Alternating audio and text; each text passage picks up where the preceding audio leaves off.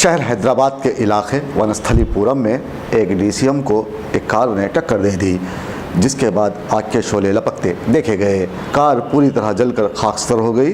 किसी जानी नुकसान की कोई इत्तला नहीं मिली है।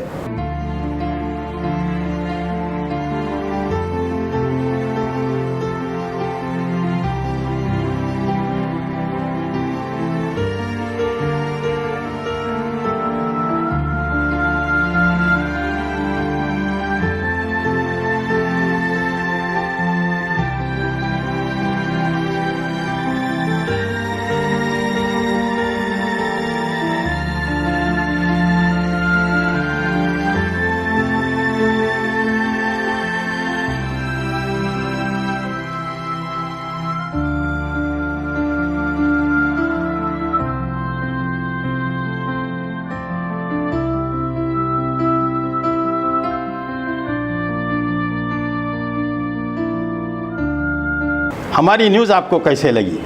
ज़रूर पसंद आई होगी, तो फिर देर किस बात की? लाइक कीजिए, शेयर कीजिए, सब्सक्राइब कीजिए।